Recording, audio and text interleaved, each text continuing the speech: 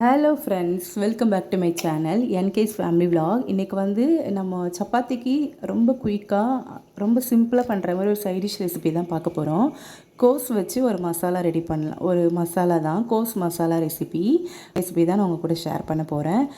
நான் 1/4 கிலோ அளவு கோஸ் வாங்கியிருக்கேன். கோஸ் வாங்கிட்டு அதை வந்து நல்லா க்ளீன் பண்ணிவிட்டு அலம்பி கட் பண்ணி எடுத்துக்கோங்க.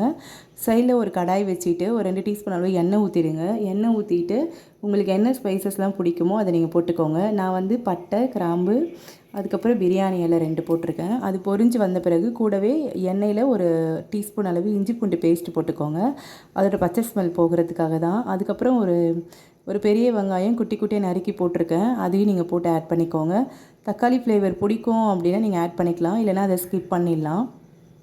இது வெங்காயம் இஞ்சி பூண்டு பேஸ்ட்டெல்லாம் நல்லா வதங்கின பிறகு நம்ம கட் பண்ணி வச்சுருக்க கோஸ் இருக்குல்ல, அதை எடுத்து இதில் கொட்டிடுங்க. கொட்டிட்டு நல்லா மிக்ஸ் பண்ணிவிடுங்க. கூடவே நான் இது கூட ஒரு கைப்பிடி அளவு பச்சை பட்டாணி, ஃப்ரெஷ் பட்டாணியாக இருந்துச்சுன்னா நீங்கள் அப்படியே ஆட் பண்ணிக்கலாம். இல்லை பட்டாணி பயிருனால் நீங்கள் ஊற வச்சுட்டு அதை வேக வச்சு ஆட் பண்ணிக்கோங்க.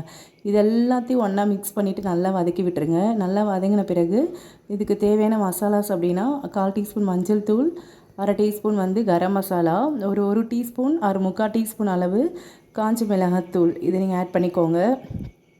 ஆட் பண்ணிவிட்டு நல்லா மிக்ஸ் பண்ணிவிட்டு இந்த பச்சை பட்டாணி வேகிறதுக்கும் கோஸ் வேகிறதுக்கும் ஒரு 1/2 டம்ளர் இல்லை 3/4 டம்ளர் அளவு தண்ணி ஊற்றிடுங்க. தண்ணி ஊற்றிட்டு தட்டு போட்டு மூடி வச்சுட்டு அடி பிடிச்சிடாமல் இருக்கிறதுக்கு அப்பப்போ ஓப்பன் பண்ணி கிளறி விடணும்.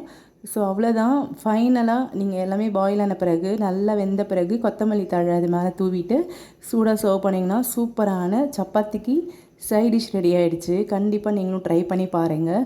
ரொம்ப ஹெல்த்தியாக இருக்கும், அதை விட ரொம்ப டேஸ்டியாக இருக்கும். எதுவுமே இல்லாத டைமில் வீட்டில் கோஸ் இருந்துச்சுன்னா குயிக்காக இதை பண்ணிடலாம்.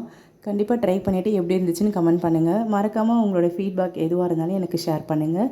நீங்கள் கொடுக்குற குட்டி குட்டி லைக்ஸ் வந்து எனக்கு இன்னுமே மோட்டிவேஷனாக இருக்கும். கண்டிப்பாக நீங்கள் என்னை லைக் பண்ணுவீங்க நான் நம்புகிறேன். தேங்க்ஸ் ஃபார் வாட்சிங் மை சேனல் ஃப்ரெண்ட்ஸ். பாய்.